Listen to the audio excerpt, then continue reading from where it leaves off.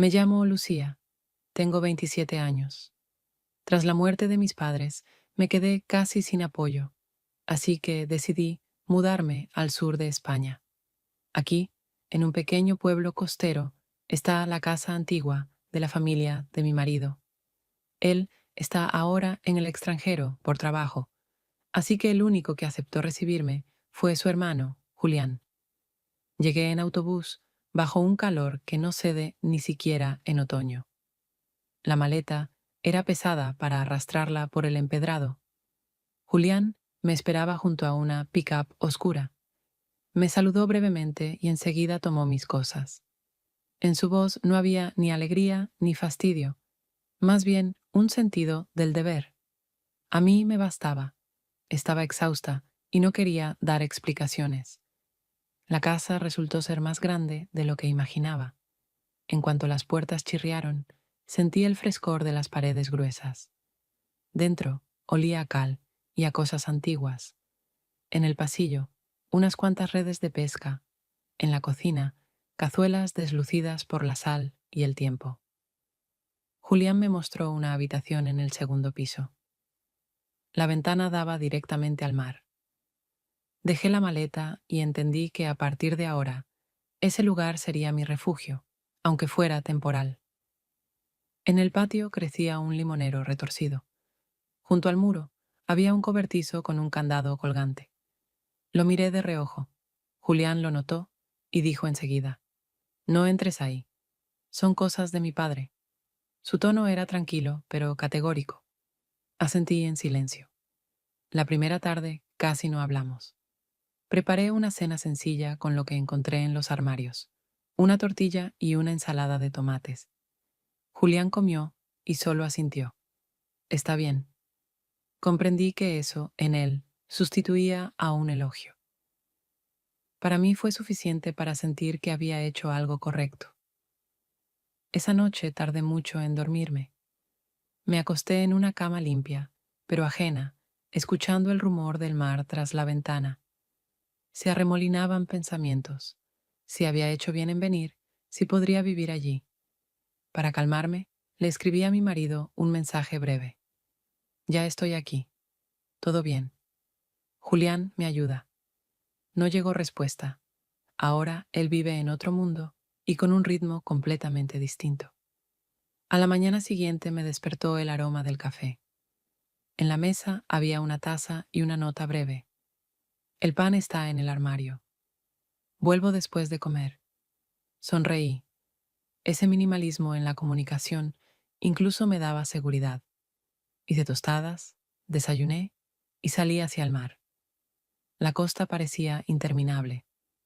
Los pescadores desenrollaban redes. Los niños lanzaban piedras al agua. Caminé mucho rato, permitiéndome sentir que ya no tenía prisa por llegar a ninguna parte. La casa quedaba ahora atrás, delante solo el mar y unos días que había que vivir antes de entender cómo instalarme. Cuando regresé, Julián estaba entrando al patio, una caja con cabos. Le pregunté si necesitaba ayuda. Solo asintió y me dio un cubo. Me mostró cómo quitar la basura de las redes. Trabajamos en silencio, pero sentí que así era más fácil. El trabajo distrae, y a su lado no hacía falta escoger palabras. Por la tarde, coloqué mis cosas en los estantes. Colgué en el armario mis dos vestidos. Se veía humilde, pero para mí era importante ver objetos familiares. Me lavé en el baño pequeño, donde el espejo ya estaba rayado, aunque el reflejo era nítido. Luego me acosté, con la mejilla pegada a la almohada. De la calle entraba un viento salado. Y por primera vez, después del largo viaje, me dormí sin miedo a despertar en mitad de la noche por los recuerdos de la pérdida.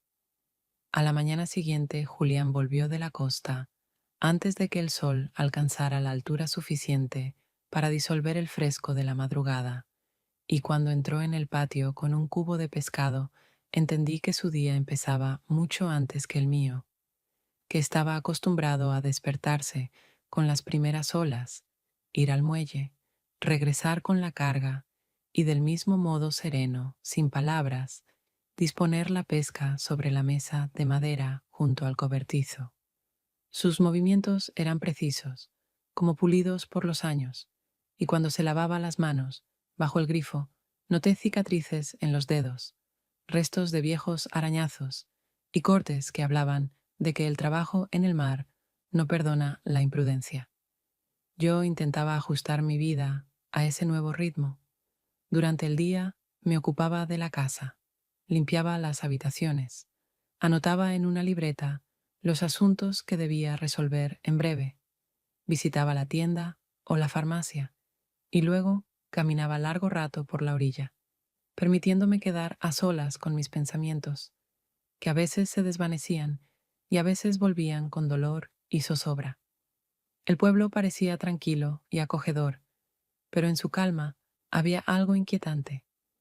La gente miraba de frente. Sus ojos se detenían en mí más tiempo del necesario. Sabían que yo era forastera y, aunque no mostraban abierta antipatía, igualmente sentía que debía ganarme el derecho a estar allí. Julián no se apresuraba a establecer una cercanía. Hablaba poco, respondía con brevedad y siempre con precisión, como si cada palabra debiera estar justificada. En ello había una cierta severa honestidad que a la vez irritaba y atraía.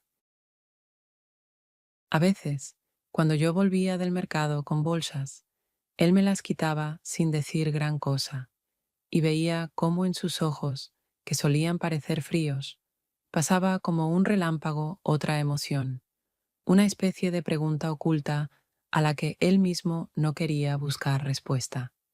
Por las tardes cenábamos juntos, y entonces percibía mejor su carácter.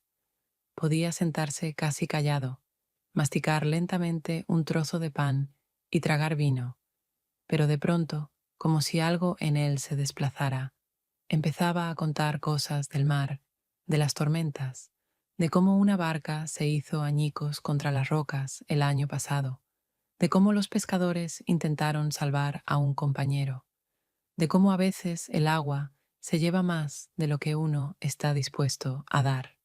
Sus palabras sonaban tranquilas, sin adornos, y por eso aún más pesadas, y me sorprendía a mí misma, escuchándolo no tanto por las historias, como por cómo las decía, como si se estuviera acostumbrando a compartir aquello que no muestra en la vida diaria. Con el tiempo empecé a notar que su mirada se detenía en mí más de lo debido, y que, cuando nos cruzábamos por el pasillo o en la cocina, parecía ralentizar el paso, como esperando a ver si era yo quien se apartaba primero. Eso me provocaba sentimientos encontrados. Por un lado, me ponía en guardia, me obligaba a mantener la distancia. Por otro, me traía una agitación inesperada, casi inquietante, que intentaba ocultar incluso de mí misma. Un día regresé de un largo paseo por la orilla y, al entrar al patio, él estaba reparando una red. El sol ya se inclinaba hacia el ocaso, el mar destellaba en dorado, y en aquel silencio sus movimientos concentrados parecían especialmente firmes. Lo saludé, él asintió, y de pronto dijo: «Aquí les cuesta a quienes no crecieron junto al mar, pero uno se acostumbra. Lo importante no es luchar contra las olas, sino ir con ellas». No había superioridad en su voz, solo una constatación, pero esas palabras se quedaron conmigo mucho tiempo, como si no hablara del mar, sino de algo más, mucho más cercano. Intenté no obsesionarme, me ocupé con tareas, pero de noche, tumbada en mi habitación, oía cómo él andaba por el patio, cómo cerraba el portón o cambiaba de sitio un cubo, y esos sonidos se fundían con mis pensamientos. Sentía que nuestra vida uno al lado del otro empezaba a formar un equilibrio extraño. Casi no hablábamos, pero cada día la línea entre la indiferencia y la atención se volvía más delgada, y yo no sabía en qué iba a terminar eso. Unos días después de mi mudanza, Cuando ya me había acostumbrado un poco al ritmo de la casa, al ruido constante de las olas, y a que cada objeto allí tenía su propia historia, me quedé sola y sentí que la curiosidad era más fuerte que la promesa que le había hecho a Julián, pues el cobertizo cerrado con candado llamaba mi atención constantemente, como una frontera invisible que cuanto más existe, más invita a cruzarla. Pasé mucho rato caminando por el patio, regando el limonero, revisando la ropa en el tendedero, como buscando un pretexto para quedarme cerca, y al final me atreví a tocar la puerta, aunque sabía que estaba mal. Algo en mí necesitaba comprender por qué esa prohibición era tan categórica. El candado en realidad no estaba cerrado, solo encajado de manera que la puerta pareciera asegurada, y esa revelación me hizo sentir todavía más culpable, como si él me estuviera poniendo a prueba para ver si resistía. Dentro hacía fresco y olía a madera, a sal y a libros viejos. En los estantes se apilaban revistas náuticas, mapas con rutas marcadas, y en el centro, sobre una mesa, había un barquito de madera con pequeñas estrellas talladas en los costados. Lo tomé en las manos, pasé el dedo por la superficie irregular, y aquel objeto sencillo me pareció el símbolo de que allí no se guardaban solo cosas, sino recuerdos que alguien intentaba preservar del olvido. Estaba tan absorta observándolo que no oí los pasos, y cuando me giré, vi a Julián en la puerta. Su rostro cambió de inmediato. La calma que conocía desapareció, dejando espacio a la ira.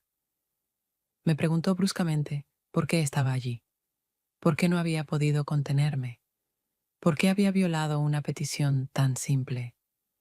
Su voz no era alta, pero en ella había una fuerza tal que me invadió la vergüenza y, al mismo tiempo, un sentimiento de injusticia, pues no consideraba mi acto un crimen tan grave.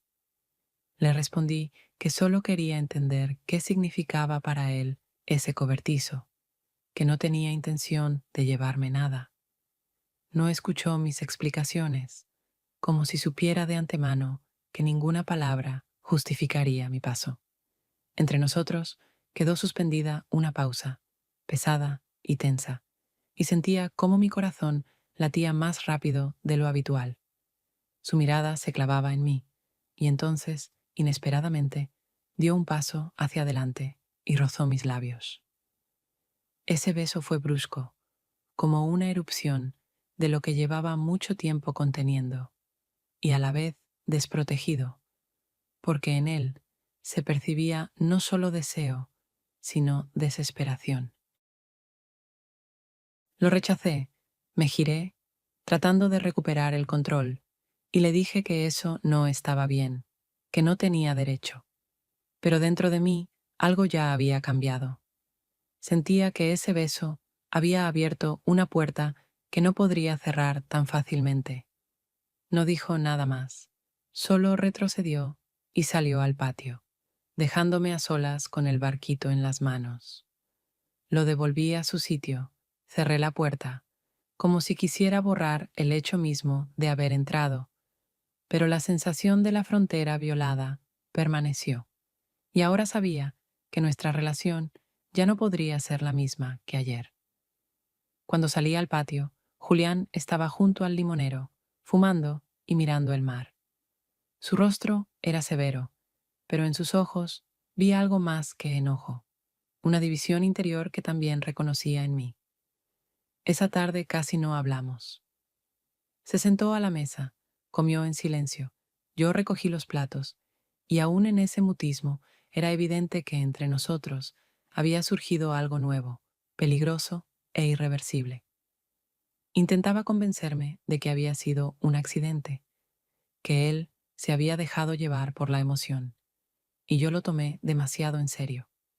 Pero mi corazón se encogía traicioneramente con el recuerdo, y comprendía, cada vez sería más difícil mentirme a mí misma. Al día siguiente, los dos nos comportamos como si nada hubiera pasado, y aunque me desperté con una sensación pesada en el pecho, con un rostro que revelaba la noche en vela, igualmente salí a la cocina, preparé café y tostadas, y cuando Julián entró desde el patio, puse un plato frente a él, procurando mantener la voz serena, como si aquella mañana no se diferenciara de las anteriores. Se sentó, agradeció con un leve gesto de la cabeza y empezó a comer, y en ese instante entendí que habíamos elegido conscientemente el silencio como modo de cubrir lo ocurrido en el cobertizo, como si ambos hubiéramos aceptado una nueva regla: no mencionar lo que no debía existir. Sin embargo, el día no permitió olvidar. Varias veces sorprendí su mirada fija en mí, más larga de lo apropiado para una convivencia rutinaria. En ella no había ira, solo tensión, mezclada con deseo y quizá con remordimientos que trataba de ocultar tanto como yo. Tampoco yo era inocente. Al moverme por la cocina, al salir al patio o volver del mercado, notaba cómo mis pasos se volvían más lentos, cómo evitaba el encuentro directo con él y al mismo tiempo lo esperaba para comprobar que también recordaba. En el pueblo me comportaba como si todo estuviera bajo control. Compraba verduras, respondía a los saludos, preguntaba por el autobús hacia la ciudad, pero por dentro sabía que cada día tendría que vivir con una doblez, porque pensar en mi marido y en su mundo lejano se hacía insoportable cuando cerca había alguien capaz de sacudir mis convicciones. Durante el día construía la imagen de esposa que espera a su marido, que mantiene la casa en orden y todo bajo norma. Pero ya por la noche me descubrí pensando que lo que echaba de menos no eran sus llamadas, sino esos instantes en que Julián pasaba cerca y me rozaba el hombro, cuando su mirada se demoraba un segundo más de lo permitido. Al regresar de otro paseo por la costa, lo encontré trabajando con cabos de pesca, y esta vez me permitió ayudarlo. Me mostró cómo tensar los nudos correctamente, cómo limpiar la red de algas marinas. Sus manos se movían con seguridad, las mías resbalaban torpemente por las cuerdas húmedas, y varias veces tomó mis dedos para corregirlos, y ese simple contacto me hizo difícil respirar. Fingí que no percibía nada fuera de lugar, pero mi cuerpo me delataba más que cualquier palabra. Por la tarde volvimos a cenar juntos. Él puso pan y vino sobre la mesa. Yo cociné verduras guisadas, y aunque la conversación se limitaba a frases necesarias, en cada silencio era evidente que los dos nos esforzábamos en mantener la distancia. Traté de preguntarle por su trabajo, por el mar, y él, como aliviado, empezó a contar sobre las mareas, sobre cómo las redes se habían quedado trabadas en las rocas y tuvieron que sacarlas entre tres. En su voz apareció cierta viveza, y me pareció que en ese momento ambos agradecíamos cualquier tema que no tuviera relación con nuestro secreto compartido. Pero cuando me levanté para recoger la mesa, él de pronto alargó la mano y tomó el plato de entre mis dedos. Su contacto fue demasiado prolongado, y eso bastó para que mi corazón latiera con fuerza renovada. Ambos fingimos que nada había ocurrido. Yo me giré hacia la cocina, y él salió en silencio al patio. Justo entonces comprendí que nuestros intentos hipócritas de ocultar la verdad estaban convirtiendo las rutinas más simples en señales imposibles de ignorar. Esa noche permanecí largo rato mirando al techo, convenciéndome de que podría mantener todo bajo control, que no era más que una agitación pasajera, que desaparecería en cuanto mi marido regresara. Pero cuanto más repetía esas ideas, más clara era la certeza de que ya no creía en mis propias palabras. Pasaron algunos días, cuando la rutina empezó a parecer un cauce tranquilo que yo procuraba no alterar con palabras ni gestos de más. Julián cambió de pronto su comportamiento y por primera vez sentí que estaba dispuesto a dejarme entrar en algo que para él tenía verdadero valor. Una noche, después de cenar, cuando aún quedaba media botella de vino sobre la mesa, sacó inesperadamente de un estante un cuaderno viejo y lo puso frente a mí, como si lo hiciera con cierto riesgo. Lo abrí con cautela, sin saber qué esperar, y vi páginas amarillentas cubiertas con una letra irregular, en las que había esquemas de rutas, notas sobre profundidades, escollos costeros, además de observaciones sobre cambios de corrientes y de viento. Todo parecía muy antiguo, pero al mismo tiempo práctico, y en esas líneas se percibía la mano de alguien que había vivido su vida en el mar. Julián me dijo que eran apuntes de su padre, pescador, que sabía encontrar lugares donde siempre había captura, y que ahora nadie más conocía esas rutas, excepto él. Lo dijo con firmeza, pero en sus ojos buscaba mi confirmación, como si quisiera oír que eso realmente era importante y que sus esfuerzos tenían sentido. Me detuve largo rato observando las páginas, respirando el olor a papel viejo y sintiendo cómo en esos apuntes revivía el pasado.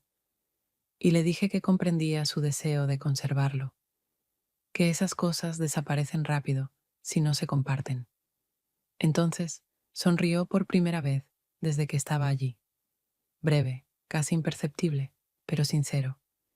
Y esa sonrisa derritió mis precauciones más que cualquiera de sus palabras.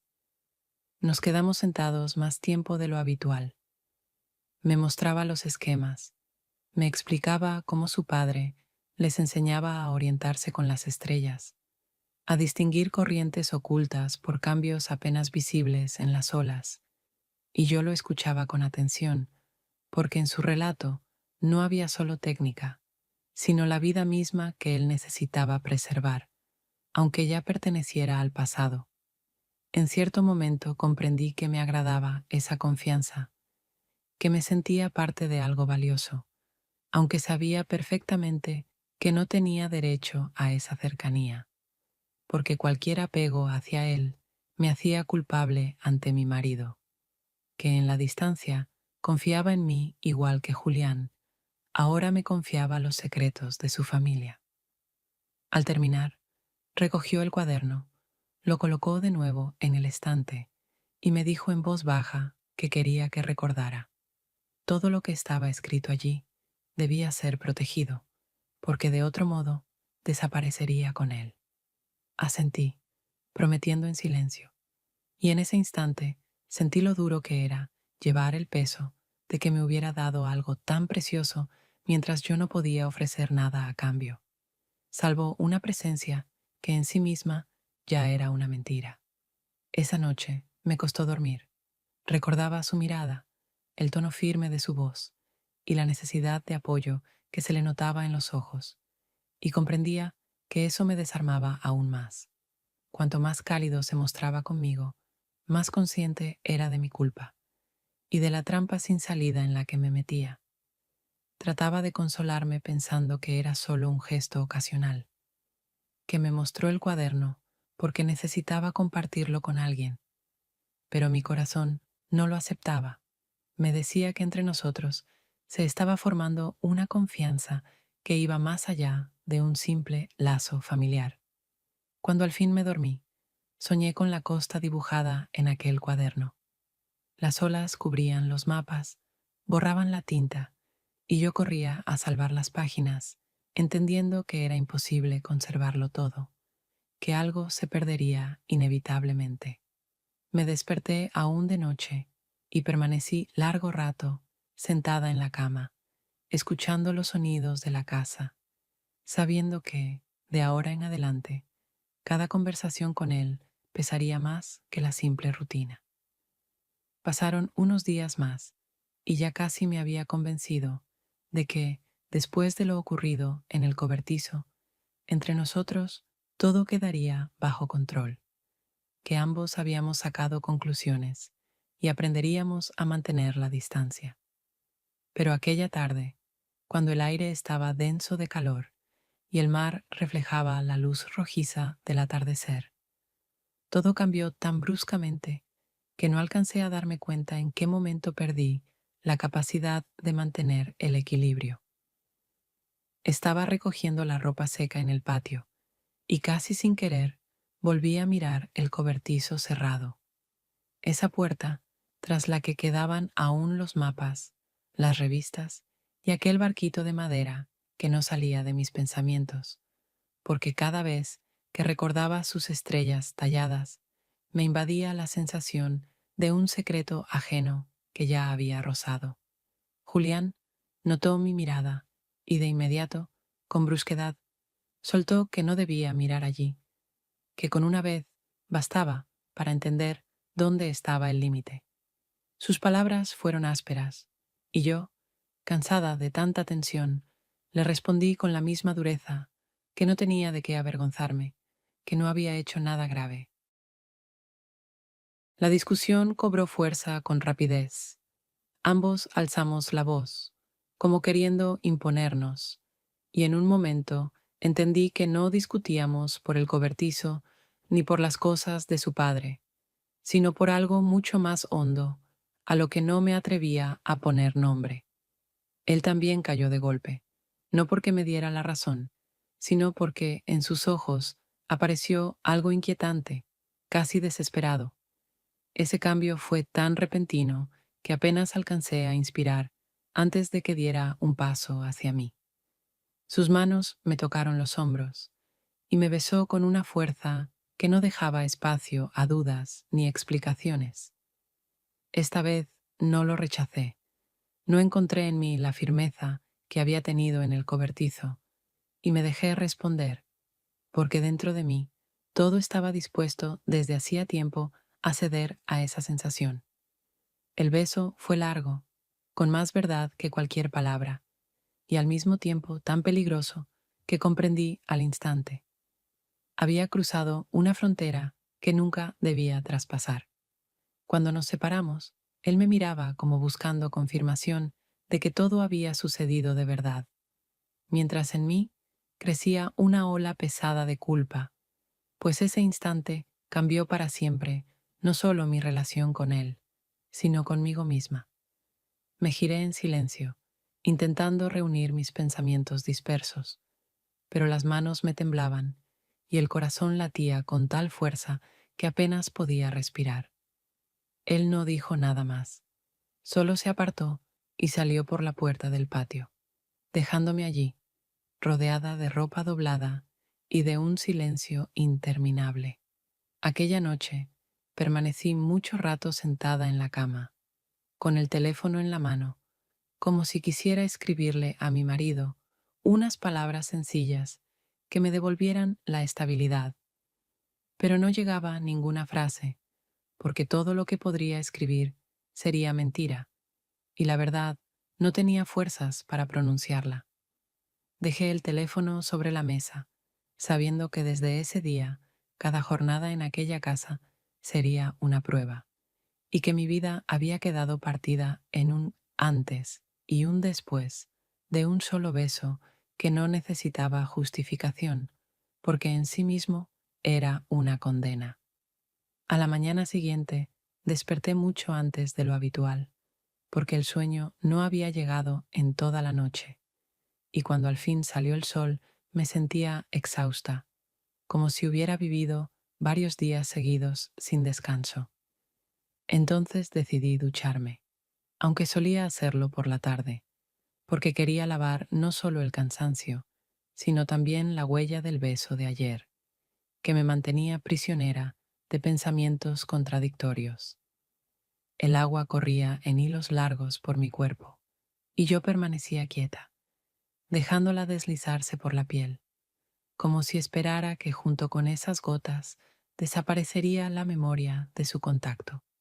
Pero cuanto más duraba, más entendía que la sensación no se debilitaba, sino que se volvía más clara, como si el agua no limpiara, sino subrayara lo que intentaba olvidar.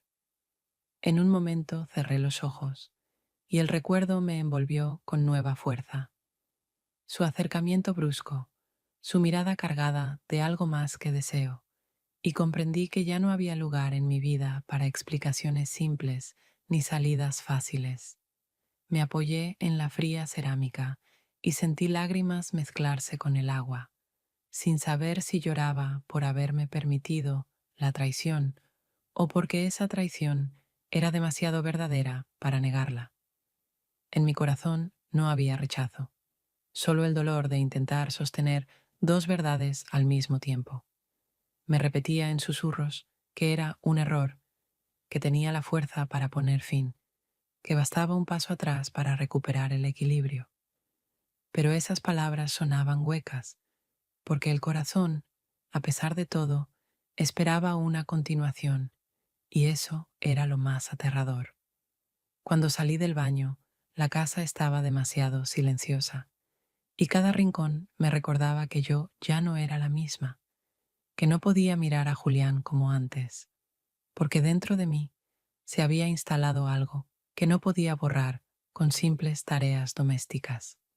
Me vestí, bajé a la cocina, preparé café y permanecí largo rato a la mesa, escuchando el ruido del mar tras la ventana. Quise llamar a mi marido, decirle aunque fuera unas pocas palabras que me devolvieran la certeza de ser honesta, pero aparté el teléfono, porque sabía que cualquier conversación se volvería una mentira, y yo ya no podía cargar con otra mentira más ese día. Cuando Julián regresó de la costa, no preguntó cómo estaba, no insinuó nada sobre lo ocurrido la víspera. Solo puso un cubo de pescado sobre la mesa, sacó un cuchillo y empezó a limpiarlo, y yo lo miraba tanto tiempo que terminé sintiendo cómo mi respiración se volvía irregular, porque incluso su simple presencia recordaba que entre nosotros ya existía un límite que habíamos traspasado. Lo ayudé a recoger, nuestras manos se tocaron varias veces y cada roce aumentaba la tensión, aunque por fuera todo pareciera tranquilo. Por la noche, sola otra vez en mi cuarto, tuve la certeza de que jamás podría recuperar la seguridad de antes, porque ahora incluso una ducha se había convertido en un intento de huida de mis propios sentimientos, y escapar de ellos era imposible. Esa idea se durmió conmigo, solo para despertarse aún más fuerte al día siguiente. A la mañana siguiente sonó el teléfono, y al ver en la pantalla el nombre de mi marido, el corazón se me encogió al instante. Ayer mismo había decidido que no sería capaz de hablar con él, sin ocultar la verdad, pero ahora tenía que responder, porque el silencio lo habría alertado aún más. Contesté. Escuché su voz cansada y a la vez llena de cuidado. Preguntó cómo estaba, si todo iba bien en la casa, si me entendía con Julián. En ese momento sentí que mis palabras eran solo una coraza. Respondí breve, distante, sin dar detalles, ocultando lo esencial, y terminé la llamada mucho antes de lo que él esperaba, excusándome con que tenía cosas que hacer. Después me quedé largo rato con el teléfono en las manos, notando cómo la culpa echaba raíces cada vez más hondas en mí, sin encontrar fuerzas para cambiar nada, porque ya sabía que todo era irreversible. Intenté tranquilizarme con tareas. Doblé ropa, quité el polvo de los estantes, fregué el suelo. Pero cada acción me recordaba que vivía en una mentira que crecía minuto a minuto. En ese rato Julián volvió del mar. Llevaba en las manos una pequeña caja envuelta en tela y sin explicaciones me la entregó. La abrí y encontré un pañuelo sencillo de algodón, con un bordado en los bordes. Dijo que lo había visto en el mercado y pensó en comprarlo para mí, porque por las noches refresca y creyó que me sentaría bien. Lo tomé sin saber qué responder. Apenas pude susurrar. Gracias, aunque sentía que esas palabras no bastaban para expresar el calor inesperado que me invadió. Su voz, en ese instante, fue particularmente baja, pero seria. Aquí te cuesta, lo sé, pero ya eres parte de esta casa y tienes que sentirlo. En sus ojos había seguridad, pero también una inquietud, como si él mismo dudara de sus palabras y esperara mi confirmación. Asentí, y esas frases simples dejaron una huella profunda en mí, porque sonaban muy distinto a las preguntas de mi marido por teléfono. Esa diferencia me dolió, pero era inevitable. La tarde transcurrió como si todo fuera normal. Preparé la cena, él sacó la basura, hablamos del clima y del pescado que había atrapado. Desde fuera, todo parecía cotidiano, pero dentro de mí crecía la certeza de que juntos estábamos construyendo una pequeña realidad propia, donde ya no había lugar para mi marido. Intentaba resistirme a esa idea. Me repetía que era algo pasajero, que debía volver a mi vida de antes. Pero cada mirada de Julián, cada gesto suyo, hacía esa lucha más inútil. Por la noche, ya sola en mi habitación, saqué el pañuelo, lo extendí y lo sostuve mucho tiempo entre las manos, contemplando el bordado, y sentí que ese objeto sencillo se había convertido en el símbolo de que no había logrado ser honesta. Había aceptado su cuidado y sentido en él más de lo que debía. Doblé el pañuelo, lo guardé en la mesita de noche, junto a la foto de mis padres, y entendí que esta mentira que llevaba ante mi marido no se detendría. Ya tenía raíces, y aunque quisiera, no podría arrancarlas. Pasó poco más de una semana, y ya empezaba a sentir que la vida en el pueblo había tomado un ritmo habitual. Cada mañana iba al mercado, compraba pan y verduras, me detenía en la tienda de aceitunas frescas y trataba de comportarme como si mi estancia allí fuera natural y comprensible.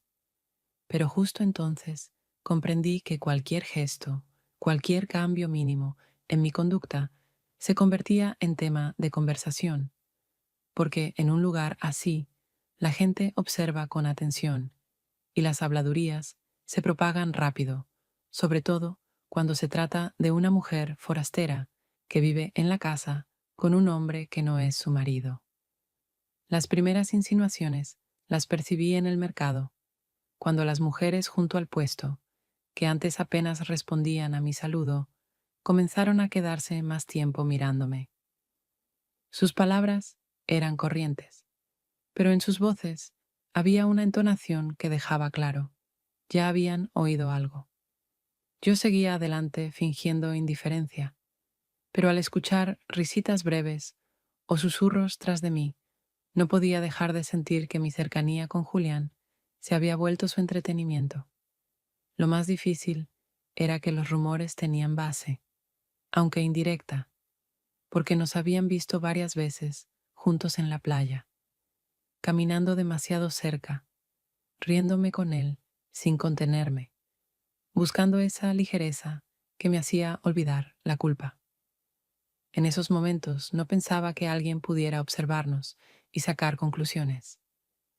Ahora cada mirada en el pueblo me recordaba que incluso los gestos más mínimos se convertían en propiedad de los demás, y esconder algo ya era casi imposible.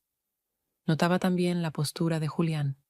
Él, a diferencia de mí, no intentaba ocultar nada. Cuando caminábamos juntos, no se apartaba, no fingía que coincidíamos por casualidad. Sus pasos seguían firmes, su mirada tranquila. Esa indiferencia hacia lo que pudieran decir los demás me confundía aún más. No sabía si estaba dispuesto conscientemente a exponerse o si simplemente no daba importancia a los rumores. Una tarde, al volver del mercado con dos bolsas pesadas, vi a dos mujeres en un banco, conversando. Cuando pasé frente a ellas, callaron de golpe y me miraron como queriendo confirmar que yo entendía. Hablaban de mí. Sentí una punzada de vergüenza, aceleré el paso Entré al patio y descubrí que me temblaban las manos. Ahora estaba segura. Ya se hablaba de nosotros abiertamente. Cuando se lo conté a Julián, él se limitó a encogerse de hombros y dijo que no valía la pena preocuparse, que la gente siempre busca de qué hablar, y que si su padre había soportado el juicio del pueblo al volver sin pesca, nosotros también podríamos. Pero su indiferencia no me calmó. Al contrario, me dejó más desorientada, como si él permitiera a propósito que los rumores crecieran, mientras yo me esforzaba en frenarlos, al menos con mi conducta. En los días siguientes sentí cada vez más ese juicio en las miradas, al caminar por la calle, al comprar pan. Aunque nadie me lo decía directamente, los silencios, las pausas, los matices en las voces bastaban para mostrarme que el pueblo ya tenía su propia versión de los hechos, una que no necesitaba mis explicaciones. Y yo no podía luchar contra eso, porque cualquier intento de defenderme solo confirmaría las sospechas.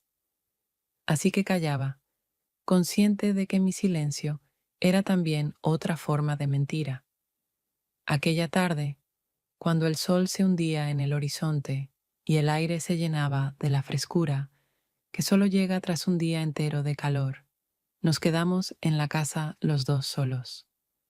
Entonces comprendí que ya no era posible evitar la conversación, porque sentía cómo la tensión entre nosotros crecía a cada minuto, incluso en los gestos más pequeños, en cómo él corría la silla o dejaba un vaso en la mesa, en cómo yo me demoraba fregando los platos, tratando de ganar tiempo. Él estaba sentado junto a la ventana, mirando al mar, y cuando regresé a la cocina, su voz sonó baja, pero firme, sin vacilaciones. No tienes que volver con él. Ya estás aquí. En esas palabras no había dudas, como si hacía tiempo hubiera tomado la decisión, y ahora solo quisiera escuchar mi confirmación. Yo me quedé inmóvil, con el paño en las manos, incapaz de responder, porque cualquier palabra hubiera sido mentira. Decir sí significaba aceptar la traición definitiva, y decir no habría sido engañarlo en la cara, ocultando lo que ya había sucedido entre nosotros.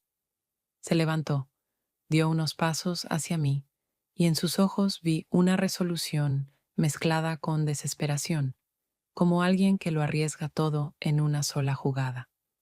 Cuando se inclinó para besarme, retrocedí, aferrándome al paño, y susurré, no puedo. Mi no puedo fue apenas un murmullo, pero tenía más fuerza de la que esperaba de mí, aunque al mismo tiempo sabía que, en lo más hondo, ya todo estaba decidido. Incluso mi negativa no cambiaba la verdad de que yo ya no era la misma. Sus manos se quedaron suspendidas en el aire. No llegó a tocarme, pero estaba tan cerca que sentía su aliento, y esa proximidad resultaba aún más difícil de soportar que un beso. Lo miré y vi a un hombre que no temía ser descubierto, dispuesto a cargar con el juicio de todo el pueblo, y al mismo tiempo me vi a mí, una mujer incapaz de tomar ninguna decisión hasta el final, porque cada una partía mi vida en dos. Los dos permanecimos en silencio mientras las olas golpeaban la costa, y esa pausa pesaba más que cualquier frase. Se apartó, caminó hacia la puerta, y yo me quedé en medio de la cocina, aferrada al paño como si fuera lo único que me sostenía en pie. Entonces entendí que nuestro silencio no era refugio, sino sentencia, un veredicto que nos imponíamos a nosotros mismos, y que cualquier paso siguiente sería el último en ese frágil equilibrio. Más tarde salí al patio, me senté junto al limonero y me quedé mirando el cobertizo, esa puerta cerrada que se había convertido en el símbolo de todo lo que trataba de esconder. Sentía que ya no me quedaba ninguna fuerza para luchar. Sabía que no podría obligarme a volver al papel de esposa que espera, porque esa casa y ese hombre ya me habían cambiado, aunque no quisiera admitirlo. Aquella noche, cuando el pueblo ya estaba sumido en la oscuridad y solo las olas se rompían contra las rocas, Julián salió de la casa sin pronunciar palabra. Escuché el chirrido de la verja al abrirse y cerrarse tras él, pero no me atreví a acercarme a la ventana ni a preguntarle a dónde iba, porque comprendía que cualquier intento de detenerlo no cambiaría nada. En su resolución no quedaba lugar para dudas. Me quedé sentada en la cama, mirando la penumbra de la habitación, con la ansiedad creciendo en mi interior, pero paralizada, como si el cuerpo se negara a moverse, porque ya sabía que aquella noche terminaría en algo irreversible. Por la mañana golpearon la puerta. Era la vecina. Su voz sonaba alterada. Cuando abrí, me dijo que habían encontrado la barca de Julián destrozada contra las rocas cerca del muelle y que a él no lo hallaban por ninguna parte. El pueblo se agitó de inmediato. Unos hablaban de olas inesperadamente fuertes, otros de que había salido al mar de noche, lo cual nunca debía hacerse. Todos coincidían en que había sido una imprudencia. Yo permanecía en la puerta, oyendo retazos de conversaciones que me atravesaban como cuchillos, porque detrás de cada palabra estaba el reproche tácito hacia mí. Después, todo ocurrió como en un sueño brumoso. Los hombres del pueblo salieron a buscar rastros. Unos recogían pedazos de la barca, otros debatían si llamar a la policía de la ciudad. Casi nadie me preguntaba nada, porque todos parecían haber decidido ya cuál era la causa. Ella lo llevó a eso. Alcancé a oír de una anciana en el mercado ese mismo día. No lo dijo frente a mí, pero no había duda de a quién se refería. Los rumores se habían convertido en sentencia, y la sentencia en condena. De vuelta en la casa, todo seguía oliendo a él. Las redes sobre la mesa, el cuchillo junto al cubo, las botas de goma en el rincón.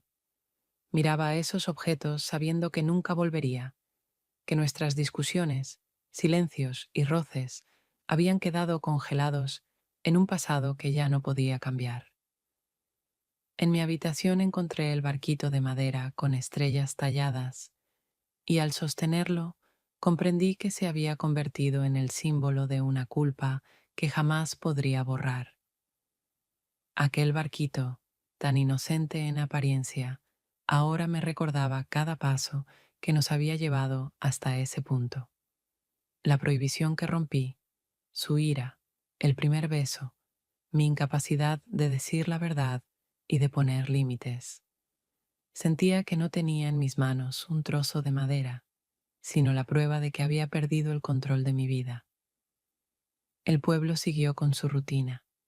Al amanecer salían al mar, reparaban redes, hablaban de capturas, pero cada mirada, incluso la más neutra, yo la sentía como acusación. No podía salir a la calle sin sentirme observada, no podía comprar pan sin percibir susurros a mi espalda. Julián ya no estaba, pero su ausencia resonaba más fuerte que cualquier palabra, y a mí me habían cargado con la responsabilidad de ella. Por la tarde volví a sentarme bajo el limonero, con el barquito en las manos, tratando de imaginar cómo seguir viviendo cuando todo alrededor me recordaba lo que había hecho. Sabía que jamás podría justificarme, ni ante los demás, ni ante mí misma, y esa certeza me acompañaba incluso cuando las últimas luces del pueblo se iban apagando. Tras la desaparición de Julián, los días en la casa transcurrieron lentos y pesados, como si el aire se hubiera vuelto denso e imposible de disipar. Incluso el mar, que siempre había seguido su propio ritmo, parecía ahora indiferente. Su rumor ya no traía consuelo, solo recordaba aquella noche en la que él se marchó y nunca volvió. Mi marido no regresó de su viaje de trabajo. Sus llamadas se hicieron escasas, meras comprobaciones de que yo seguía allí. Y cada vez yo respondía con la misma brevedad, ocultándole la verdad, sin fuerzas para contar lo sucedido, porque en su mundo de viajes y reuniones no había espacio para mis confesiones. Me quedé sola, sin confianza ni excusas, y esa soledad era aún más dura que la pérdida de mis padres. Entonces no pude hacer nada para evitarlo. Ahora comprendía que mis pasos, mis palabras y mis silencios nos habían conducido a este final. El pueblo ya no murmuraba en voz alta, pero su silencio era más fuerte que cualquier frase. En el mercado me entregaban las verduras sin añadir comentario. En la tienda me cobraban sin decir palabra, y hasta los saludos se habían vuelto pura formalidad. Todo eso me apartaba más que los rumores. En la casa todo hablaba de él. Las botas vacías junto a la puerta, el cuchillo aún en la repisa, el olor a tabaco en el cobertizo. Ya no soportaba permanecer allí dentro mucho tiempo. Las paredes eran demasiado estrechas, el aire demasiado espeso. Varias veces intenté convencerme de que debía cerrar el cobertizo para siempre, guardar todo lo que pudiera recordarlo.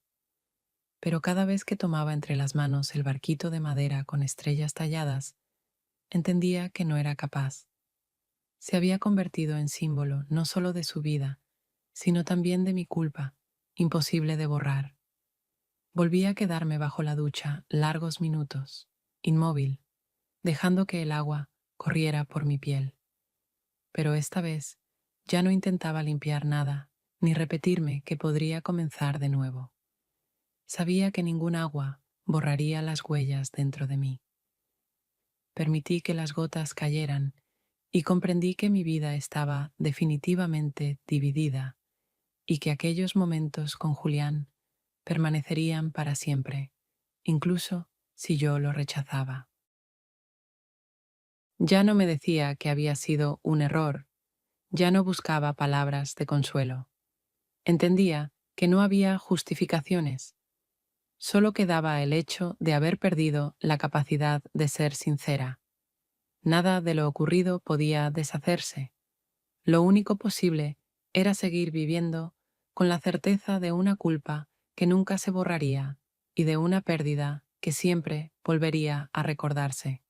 Al salir del baño, miré al espejo y vi no solo mi reflejo, sino a una mujer que había presenciado cómo se derrumba la confianza, cómo el amor y el deber no pueden convivir, y cómo incluso en un pueblo pequeño, donde todos se conocen, se puede acabar completamente sola.